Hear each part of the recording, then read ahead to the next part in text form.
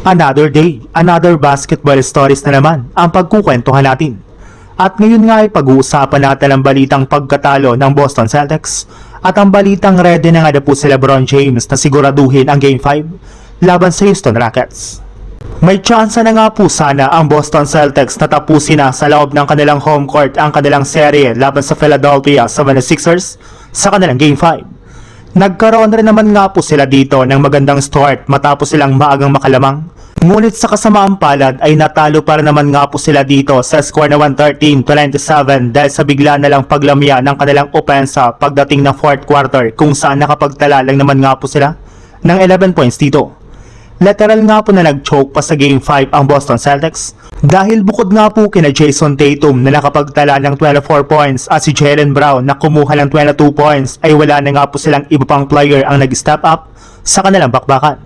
At dahil nga po sa nangyaring ito ay nabigyan pa nga po nila ng pagkakataon ang 76ers na ma-extend ang kanilang serye hanggang sa Game 6 na gaganapin na rin naman sa mismong home court ng Sixers. At malaki na nga po ang posibilidad na umabot pa sa Game 7 ang kanilang serye dahil sa kapalpakan na ginawa ng Boston sa kanilang laro ngayong araw. Kaya hindi na nga po nakakagulat bakit puro batikos na ang natanggap ng kanilang team mula sa mga fans. Sa ibang balita naman, isang araw nga po bago magsimula ang Game 5 ng Lakers laban sa Rockets, ay inanunsyo na nga po ni Shams Charania ng ESPN na 100% sure na nga po ito na maglalaro na dito si Austin Reeves sa kanilang lineup makalipas ang ilang linggo na pagkawala nito sa kanilang kupunan.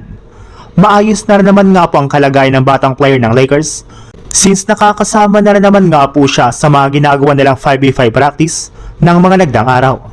Mismong si Reeves na rin naman nga po nagsabi na excited na nga po siyang makabalik sa lineup ng Lakers sa kanilang Game 5.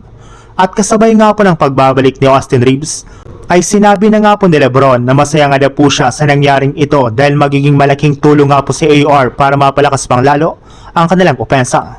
Meron na nga po silang dagdag na makakatulong na makapag-generate ng scoring, kaya sisiguraduhin na nga po ni LeBron ang panalo sa kanilang Game 5.